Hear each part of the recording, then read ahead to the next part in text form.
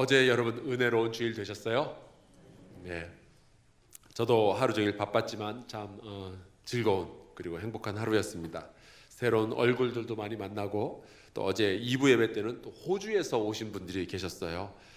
안 그래도 우리가 사람 차별하면 안 된다 그런 이야기를 나누었는데 특별히 이 사도 바울이 할레파 사람들이었던 아리스다고와 마가 그리고 유스도가 하나님 나라의 일꾼으로서 나와 동역을 하는 관계다, 그런 이야기를 여러분과 함께 나누었죠. 그런데 오늘 우리가 같이 읽었던 이 갈라디아서는 그 할레파 사람들이 교회 안에서 분쟁을 일으킨 그것을 해결하기 위해서 썼던 편지입니다. 사도 바울은 하나님 나라를 위해서 동역을 할 때는 할레파 사람들과 기꺼이 손을 붙잡고 같이 일을 했지만 복음에 대해서는 아주 분명했고요, 양보할 수가 없었어요. 이 할레파 기독교인들은 이방인들에게도 이런 말을 하는 거예요. 너희가 구원받으려면은 너희도 유대교로 먼저 개종을 해라. 그 다음에 할례도 받고 안식일법도 지키고 그리고 음식은 부정한 거 그런 거 먹으면 안 된다. 그래야 교회에서 받아줄 수 있다. 그런 이야기를 했던 겁니다. 우리식으로 말하자면은 여러분 구원받으려면은 돼지고기 먹으면 안 된다는 거예요. 여러분 가운데 돼지고기 드시는 분 계십니까? 여러분은 구원 못 받는다는 거예요. 부정한 음식이기 때문에. 갈치 먹는 사람 구원 못 받는다는 거예요. 그거 부정한 음식이거든요. 비늘 없는 생선은 부정하니까. 주일날 자가용을 몰고 교회 온다, 여러분 구원 못 받는다는 거예요. 왜냐하면 안식일법을 어겼거든요. 운전하는 거는 노동입니다. 그러니까 이런 이야기를 자꾸 이런 사람들이 하니까 이제 바울이 야, 우리가 은혜로 구원을 받는 사람들인데, 그냥 그리스도를 믿음으로 구원을 받은 사람인데, 만약에 그런 유대인의 율법을 다 지켜야 구원을 받는 것이라면 하나님의 은혜가 어떻을 때 있나, 그런 이야기예요. 하나님의 은혜가 뭐하러 있는데. 그래서 바울이 오늘 읽지는 않았지만 2장 16절에 이렇게 말합니다. 사람이 의롭게 되는 것은 율법의 행위로 말미암음이 아니요 오직 예수 그리스도를 믿음으로 말미암는 줄 알므로 우리도 그리스도 예수를 믿나니 이는 우리가 율법의 행위로서가 아니라 그리스도를 믿음으로 의롭다함을 얻으려 함이라. 여러분, 율법의 행위로서는 의롭다함을 얻을 육체가 없다는 것을 믿으시기를 주의 이름으로 축원합니다. 은혜와 믿음이에요. 그러면서 했던 말이 오늘 우리가 읽은 이 말씀입니다. 아주 유명한 말씀이죠. 우리 그 찬양의 가사로도 되어 있고요. 그런데 이 2장 20절을 묵상을 하면서 내가 예수를 믿는다는 것이 도대체 무엇인가 다시 한번 좀 깊이 생각하게 됐어요. 바울도 이전에는 할레파였어요. 유대인이었습니다. 바리새인으로서 율법 하나라도 더 잘 지켜보려고 애를 썼던 사람인 거예요. 그러다가 부활하신 예수 그리스도를 만나고 나니까 그제서야 깨달은 겁니다. 아, 우리가 율법을 지켜서 구원받는 게 아니라 은혜로 구원받는 거였구나. 이게 은혜구나. 부활하신 주님을 나를 만나주셨다는 것이. 나는 그냥 하나님께서 예수를 통해서 모든 구원을, 나를 위한 구원의 모든 길들을 다 이루어 주셨다는 것을 그냥 믿기만 하면 되는 거였구나. 믿음으로 의롭다함을 받게 되는 거구나. 이거를 깨달은 겁니다. 그러고 나니까 율법을 다시 한번 보게 된 거예요. 이제는 은혜를 받고 구원을 받은 사람의 입장에서 이 유대인들의 율법을 보니까 율법은 그 자체로는 참 좋은 거예요. 하나님께서 주신 선물이죠. 가치 있는 거예요. 그런데 율법이라는 것은 우리를 구원하려고 만들어진 것이 아니라 우리를 겸손하게 만들려고 만들어진 것이라는 것을 그때 깨닫게 된 거예요. 그러니까 율법은요, 여러분 혹시 알러지 테스트 받아보셨어요? 병원을 가면은 이런 데다가 이렇게 바늘로 콕콕 찔러가지고 뭐에 알러지 반응을 일으키는지 이렇게 쫙 보잖아요. 팔이나 등 같은 데다가 뭐 풀 알러지가 있는지, 강아지 알러지가 있는지, 계란 알러지가 있는지, 우유 알러지가 있는지, 콩 알러지 다 이렇게 테스트를 하는데 부풀어 오르면 거기에 알러지가 있구나, 그걸 알게 되는 거죠. 근데 여러분, 알러지 테스트를 했다고 알러지가 낫나요?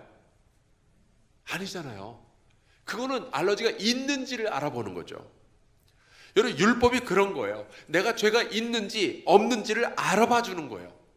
그러니까 율법은 하도 종류가 많고 지키기도 까다로워서 사람들은 그 어느 하나도 율법을 완전히 지키면서 살아갈 수가 없는 거죠. 율법을 다 지킬 수 없다는 것을 깨닫게 될 때에 그때 사람들이 알게 되는 것이 있는데, 내가 죄인이었구나, 그걸 알게 되는 거예요. 하나님의 마음에 적합하게 완벽하게 들을 수가 없구나, 나는 구원받을 수가 없는 존재구나. 그래서 깨닫게 되는 것이 나는 은혜가 필요하구나, 그걸 알게 되는 거예요. 율법이 그것 때문에 우리에게 주어진 거죠. 그런데 이 할레파 사람들은, 혹은 유대인들은 알러지를 테스트하고 나서 또 알러지 반응이 나왔네, 그러면 또 하는 거예요. 테스트 또 하고 또 하고 또 하고, 그러면서 알러지가 낫기를 기다리는 거죠. 얼마나 바보 같아요. 여러분, 율법은 진단용이지 치료용이 아닌 거예요. 율법은 나로 하여금 내가 죄인이라는 것을 깨닫고 주님 앞에 꿇어 엎드려서 은혜를 구하며 기도하게 하는 것이지, 나로 하여금 하나님 앞에서 내가 율법을 다 지켜서 구원받았다고 춤을 추며 찬양하게 만드는 것이 아니었던 거죠, 처음부터. 자, 그렇다면 나는 어떻게 구원을 받는가?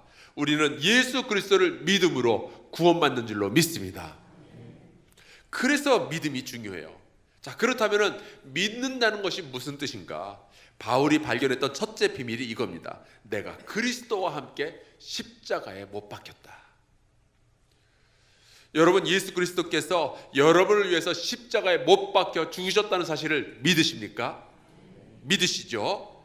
그렇다면 나도 예수님과 함께 십자가에 못 박혀 죽었다는 사실을 아셔야 돼요. 그분만 죽은 게 아니라고요, 나도 죽었어요. 아니, 목사님, 죽기는 뭘 죽어요, 내가 이렇게 반듯하게 살아있는데. 여러분, 여기서 내가 그리스도와 함께 십자가에 못 박혔다라는 이 말은, 내가 죽었다는 말은요, 나를 향한 율법의 죄값이 치러졌다라는 뜻이에요. 율법이 나를 보면서 너 죽을 죄인이다라고 이야기했을 때 내가 그리스도와 함께 죽어버린 거예요. 그래서 죄값이 끝난 겁니다. 그런 의미예요. 예수께서 죽으실 때 그분은 나를 위해서 죽으신 것이고, 나의 죄값이 그때 다 치러졌기 때문에 율법은 더 이상 나를 죄인이라고 취급할 일이 없는 거예요. 왜? 죽었으니까. 예수께서 십자가에 죽으실 바로 그때 죄인인 내가 죽은 거예요. 근데 여러분, 이거는 우리가 뭐 믿고 자시고 할 것이 아니라 그냥 받아들여야 되는 사실입니다. 이제 봄이 되면서 결혼 시즌이 찾아와요. 제가 사순절에 감사헌금 봉투 이렇게 쭉 보니까 아들과 딸의 결혼을 위해서 간절히 기도하시는 어머니들이 참 많다는 것을 제가 보게 됩니다. 아마 여러분 가운데도 그런 기도의 제목 올리신 분들이 계시죠. 제가 그런 기도의 제목들이 있다는 것을 아니까요, 제가 어디 딴 데 가서 젊은 그 남자 만나면은 눈은 그 상대방 얼굴을 쳐다보고 입은 말을 하지만 머릿속은, 야, 이 남자한테는 우리 교회 누구가 어울리겠다, 아니면 어디 가서 여자 보면은 이 여자한테는 우리 교회 어떤 남자가 어울리겠다, 그 생각을 하고 있어요. 아주 자동이에요, 요즘은. 근데 여러분, 결혼식을 하기 전과 결혼식을 한 후에는요, 우리의 신분이 완전히 달라집니다. 결혼을 하기 전에는 미혼이니까 사실 누구랑 만나도 뭐 크게 상관할 거 없잖아요. 그리고 누구와도 결혼할 수 있죠. 그리고 엄마한테 결혼할 수 있게 해달라고 좀 기도 부탁도 하고 그럴 수 있어요. 그런데 결혼식을 한 이후에는 내가 누구인지가 완전히 달라지는 거잖아요. 이건 믿음의 문제가 아니라 받아들이느냐의 문제인 거예요. 결혼식 하고 첫날 실감이 안 나잖아요. 내가 진짜 결혼한 거 맞아? 막 밤에 이제 결혼식 다 끝나고 나서 밤에 어디 가서 이제 신혼여행 가서 보면은 내가 진짜 결혼한 게 맞나 싶은 그런 그 실감이 안 나는 그런 게 있잖아요. 근데 그게 중요한 게 아니에요. 받아들여야 되는 거예요. 내가 결혼한 거 믿을 수 없다고, 실감이 안 난다고 나 오늘 그냥 집에 가서 엄마 아빠랑 잘래, 그런 거 안 된다고요. 그런 문제가 생기죠. 내가 결혼을 했으니까 오늘부터는 참 낯선 남자지만 오늘부터는 같이 같은 방에서 살아야 되는 거예요. 내가 예수님과 함께 죽은 것이라는 것은 내가 실감이 나든 안 나든 우리는 받아들여야 되는 사실입니다. 그렇다면 나는 이제 어떻게 살아야 되는가? 바울은 이렇게 말해요. 그런즉 이제는 내가 사는 것이 아니요 오직 내 안에 그리스도께서 사시는 것이라. 여러분, 죄인인 내가 죽었잖아요. 집주인이 죽었다고요. 그러면 그 집을 누가 와서 살 것이냐? 예수 그리스도가 와서 사신다는 겁니다. 그렇다면 지금의 나는 누구인가? 여러분이 보는 나는 누구인가? 사람들이 바라보고 있는 나는 누구인가? 사도 바울의 고백은 이거예요. 그건 내가 아니라 예수다. 이전에는 죄인의 자아가 나의 인생을 이끌었지만 이제는 예수께서 내 인생의 주인이시며 나의 생각과 나의 판단을 이끌어 가시는 분이시다. 내가 아니라 예수께서 나를 생명을 주시고 예수께서 나를 살게 하시는 것이다. 그래서 바울은 자기의 인생이 이렇게 변화되었다라고 고백을 해요. 이제 내가 육체 가운데 사는 것은 나를 사랑하사 나를 위하여 자기 자신을 버리신 하나님의 아들을 믿는 믿음 안에서 사는 것이라. 내가 믿음 안에서 산다고 그러는데 그 믿음이 어떤 믿음인가? 주님이 나를 사랑하신다라는 사실을 믿는 겁니다. 여러분은 버려진 존재가 아니라 사랑받는 존재인 것을 믿으시기를 주의 이름으로 축원합니다. 그리고 우리가 믿는다는 것은요, 예수님께서 나를 위해서, 나 같은 죄인을 위해서 자기 자신을 버리셨다라는 그 사실을 믿는 거예요. 그 말은 내가 얼마나 존귀한 존재이냐, 주님 보시기에, 그런 뜻이죠. 2주 전에 우리 초등학교 어린이가 헌금 봉투에 가족을 위한 기도 제목을 조곤조곤 썼는데 그 기도 제목의 첫머리를 이렇게 시작을 했어요. 하나님, 인생이 왜 이렇게 힘들까요? 제가 중보기도 하다 말고 빵 터져가지고 한참 웃었어요.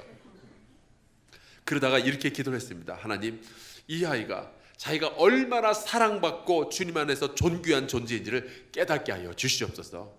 여러분, 우리가 믿는다는 것은요, 내가 주님으로부터 내가 사랑을 받고 있다, 나를 사랑하시고 나를 위해 죽으신 그분이 하나님의 아들이시다, 그것을 우리가 믿고 있는 거예요. 그런데 이 20절 말씀을 묵상을 하다가 그런 생각이 들었습니다.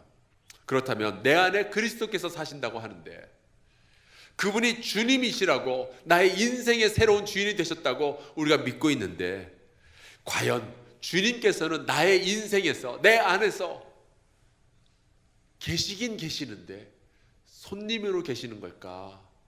아니면 새빵살이를 하시는 걸까? 아니면 정말 주인으로 계시는 걸까? 제가 미국 살 때 가끔 이제 성도들이 이제 우리 집에서 무슨 파티 있다고 목사님 오시라고, 그래서 이제 가서 보면은요, 이런 인사를 받을 때가 있어요. 미카사 에스카사, 이런 말을 해요. 이게 스페인어로 제 집이 당신 집입니다, 그런 뜻이에요. 그러니까 우리식으로 말하면은 그냥 목사님 집이라고 생각하고 편안하게 계세요, 그런 뜻입니다. 그때 제가 그러세요? 그러고서는 막 냉장고 뒤지기 시작하고, 또 이 주인집 침대에 들어가서 막 눕고 막 자고. 여러분, 그러면은 주인이 어떻게 생각할까요? 미친 거 아니야? 집주인도요, 말은 그렇게 하지만 이건 그냥 인사말이지 실제로 제가 정말로 자기 집처럼 이렇게 막 냉장고 문 열고 그럴 거라고는 생각을 안 했던 거죠. 그런데 우리가 예수님한테 똑같이 대하는 경우가 있는 것 같아요. 오늘 우리가 찬양도 그렇게 했는데 또 이런 찬양도 있죠. 왕이신 예수여 오셔서 좌정하사 다스리소서. 근데 막상 예수님이 내 안에 오셔서 좌정하고 다스리려고 그러면 우리가 불편해하는 거예요. 그래서 우리는 자꾸 예수님을 주님이 아니라 손님으로, 혹은 새빵살이하는 사람으로 그렇게 취급을 하고 그러잖아요. 여러분, 우리가 예수를 믿는다면, 그분이 나를 위해서, 나를 사랑하사 나를 위해서 죽으신 하나님의 아들이라는 것을 정말로 우리가 믿고 살아간다면, 이전에 나는 죽고 이제는 예수께서 내 인생의 주인이시라는 그 믿음 안에서 분명히 살아갈 수 있기를 주의 이름으로 축원합니다. 우리 함께 주기도문 하겠습니다.